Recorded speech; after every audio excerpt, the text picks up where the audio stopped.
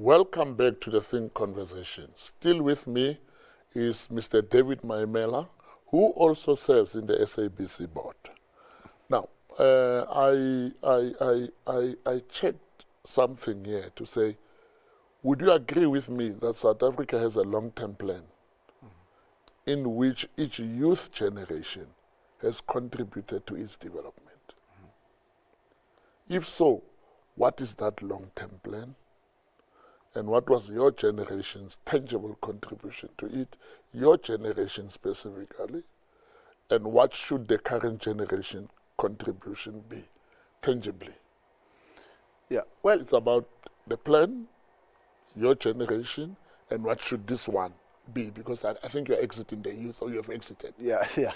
I've left the youth category, but I think that so at the moment we have a national development plan, and it's got particular targets that are articulated there in terms of the creation of jobs, which is quite a big challenge for the youth of our country, because for them to be effective citizens and to have a stake in our economy. But maybe the plan I'm talking about, it's a national plan that is not linked to a government. Okay, You know, sure. something like, remember, from 1955, A there was a mission. Yeah. And there was one mission, Yeah.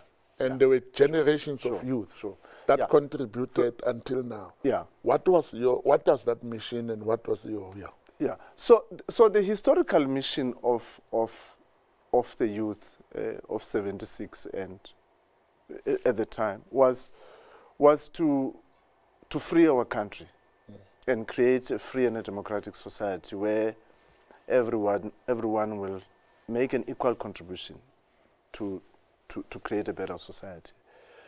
And I think that has largely been achieved.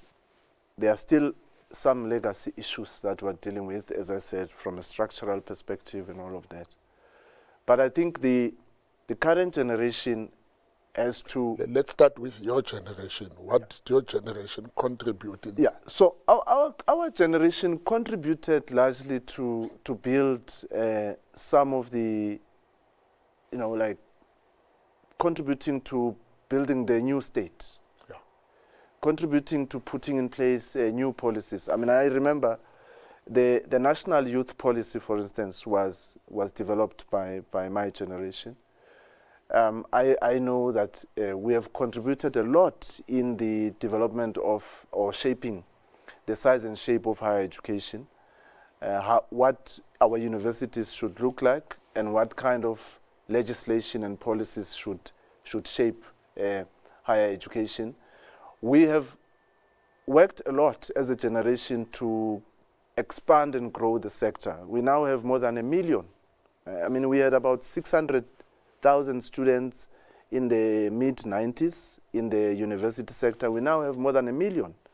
And we pushed, the frontiers of access to higher education with making sure that increasingly, schemes like NSFAS are providing more access to students.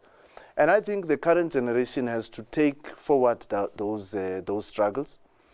But I think there's a sense of desperation and impatience, which is justified, because then instead of the system actually being more inclusive and making more progress, it seems like it's regressing, and thereby creating more problems than it creates solutions. And I think that if we have that kind of a thing, the current generation then has a duty to really push even more for the system, specifically in the area of the political economy, to push for the system to actually open up,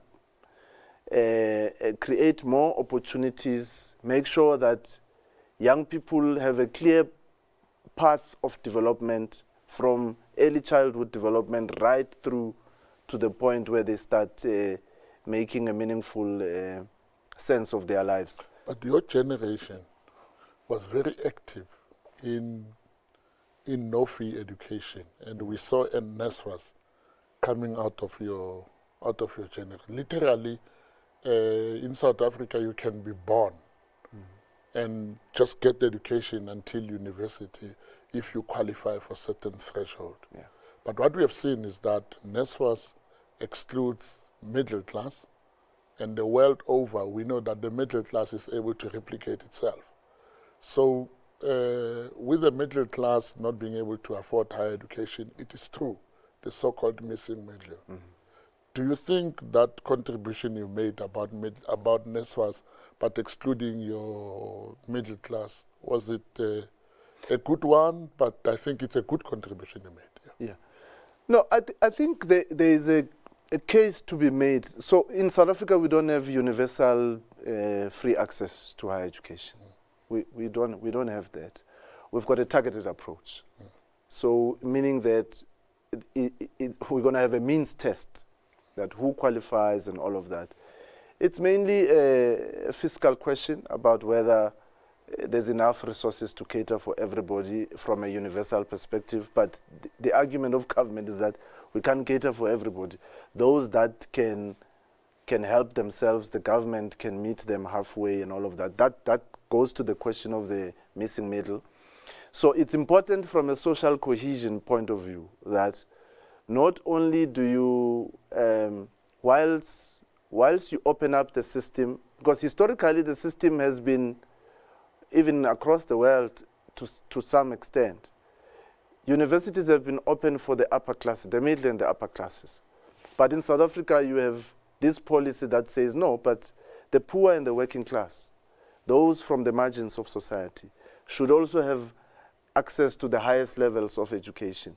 Because through that, then you can intervene to deal with poverty, inequality, and so on, and make sure that you have an inclusive society. But when you create a means test, it means that you are acknowledging the kind of resources you have, but you are also saying, but we can go to the extent where we say, those people who fall under the middle class category, if they have particular challenges of access and support for their children, how can the government meet them halfway? I thought that was a good intervention, so that it's not exclusively only covering for the indigent sections of our youth, but it covers even those parents that you find them being professionals, middle class, or owning a small business and all of that, but they still can't afford the full extent of the fees in higher education. So we thought from a social cohesion point of view, it makes a lot of sense.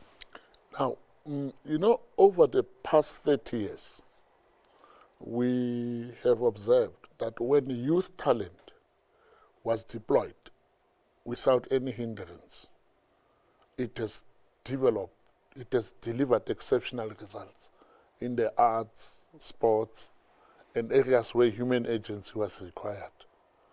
I mean, we have had about 3 or 4 Rugby World Cups, Africa Cup of Nations. We've got a lot of things where youth talent on its own, not directed by public policy. Or we have Mamelodi Sundowns in the Club World Cup now. We had the Cricket World Cup just over the weekend. Zimbabwe is number 1 in the world.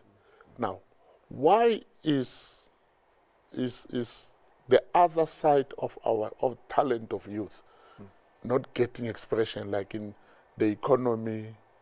You know, why can't we have Mike Zuckerberg here? Why can't we have, I mean, did Elon Musk have to leave the country to be what he is? What do you say about the structural things around youth expression where their talent is not the determinant? Yeah, so, I mean, again, it's about, it goes back to the question of structure and creation of opportunity. And my argument is that you have to be deliberate. So if you want to produce entrepreneurs, young entrepreneurs who are going to drive this economy, employ more young people, create more skills, create new industries. If you want to do that, you must really be deliberate about creating structures, incentives, funds that are not going to be like the typical structures you have now, whether you find some entrepreneurship funds or schemes that you find in the private financial sector or in government, where there's a lot of red tape, there's a lot of requirements and all of that, hindering, even the ability or the opportunity for young people to actually surface the idea, just to simply surface the idea. You need those type of things. So the young people are there, the ideas are there, they are able to articulate them. The only thing that is not there is that the adults, the structures, the institutions, are not investing in the energy and the ideas of young people to the extent that they should. And I'm talking about being deliberate, that we are going to create opportunities for young people to test their ideas. To go, 6 months, 12 months, testing the idea in real life, so that then they can have proof of concept. And if they fail, the lessons of failure contribute to the development of even a better idea, a better product, a better service. But if you don't have that, young people, then it means they are on their own. And if they are on their own, then they'll continue to be excluded from the economy. Now, I guess I should say, Mdeva, what would be your just one-liner statement to the youth of Africa? Just what would be your one-liner statement? What would you say to them? One-liner. The future belongs to young people, and those are the adults of the future. And those are the adults of the future that will give us the next generation of youth. And if they have to inherit a better future, they have to take it. They have to take that future and create it for themselves. They can't just sit on the sidelines and wait for people to hand it over to them. And that brings us to the end of the Thinc Conversation with David Maimela in this edition of the Thinc Conversations. My sincere thanks to my guest, Mdeva, for sharing his insights and for contributing to what we hope will be a much broader and ongoing national dialogue. It would be ideal to hear other perspectives on this issue. Until next time, and David, thank you for saying it is in the hands of the youth. I'm Lucky Mathebula. Thank you.